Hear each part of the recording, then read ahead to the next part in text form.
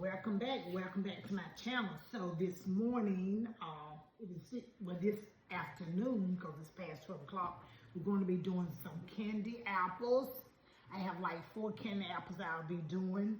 So I have a recipe of 411, 4 cups of sugar, 1 cup of water. But I use a little bit more water so my candy won't be so thick for my customers.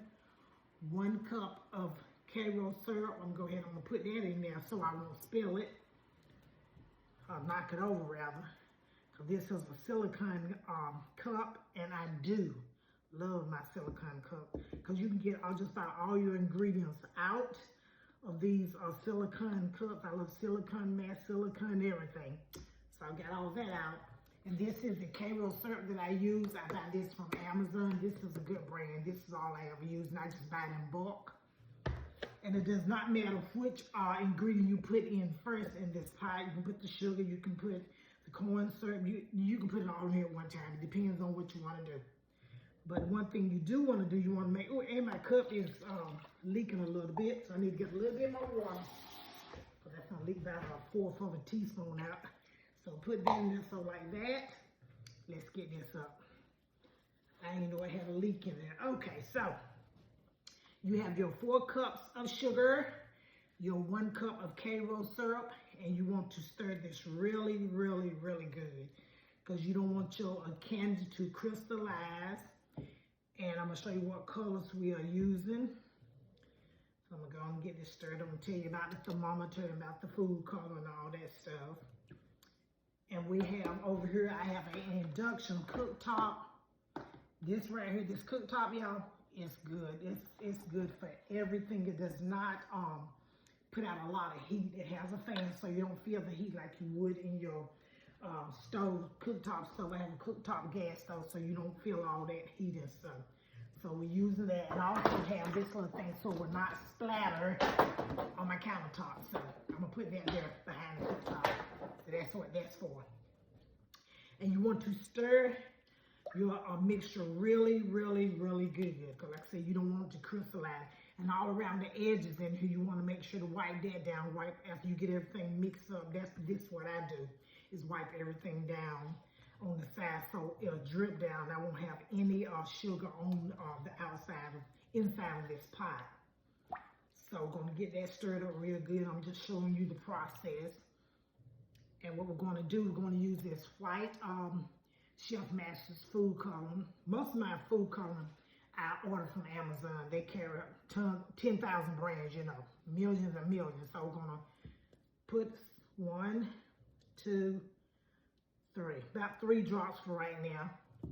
I'm gonna stir that up because you don't want to put too much food coloring. If you put too much food coloring, then your apples, your mixture going to get really, really thick, and you won't be able to dip all your apples. So that's why you want to put a lot. This is some neon yellow. I'm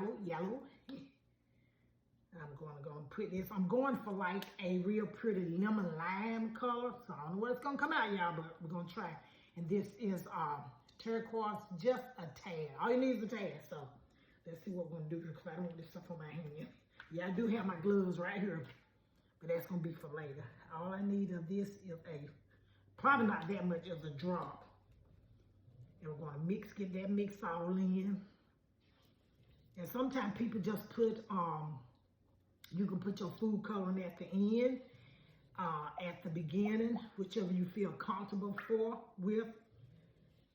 But like I said, I'm going for this like lemon lime green, sort of like I'm doing a Fresh Prince theme. So I'm trying to get this lemon lime because I've never did this color, so I like to experiment because I only have like 4 apples, so I'm actually experimenting with this. My little tutorial, I'm experimenting with these apples. So I'm gonna get this mixed up. See how it's being really, really pretty. If you want a little bit lighter, you can just put a little bit more yellow, neon yellow, but you do not want to put any more of the turquoise because it's going to be too dark. So if you're going for that lighter look, you know, just put less of the darker color. That's on anything. Less of the dark color. I have some flavor here, some watermelon flavor, there's strawberry, there's all kinds of different flavor that you can flavor your apples with. And you don't have to flavor them because I already got sugar in it, but it just tastes so much better when you got that different flavor. And you must have a candy thermometer. Of course, no way you can make these candy apples without a candy thermometer, unless you're really, really good. I mean, you know, if you've done them so many times, then you kind of know. You can do the hard boil test. Take some of the mixture and put it in cold water and see if it's going to harden. But these right here, I use two, because sometimes this will add up. So this right here is pretty much my go-to. So you need to cook your mixture at 300 degrees Fahrenheit. Got to be 300. Do not take it off before. Do not leave it on longer. Your mixture will burn. Okay, so I'm getting that all mixed up. And what I'm going to do, I'm going to come back. I'm going to use this. I use this right here to mix mine up. This right here is I love my hand blender. And it does really, really, really well, y'all. This does really, really well. So that way you got to keep stirring and stirring. I ain't doing all that.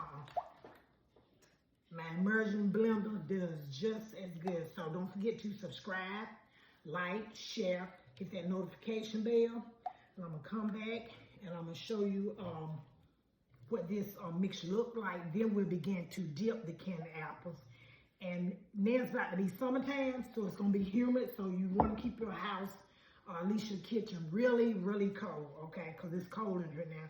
Because apple like cold. If it's too hot, then when you dip your apples, they're going to be sticky, and you won't be able to bag them up. I had the worst time trying to do these candy apples when I first started.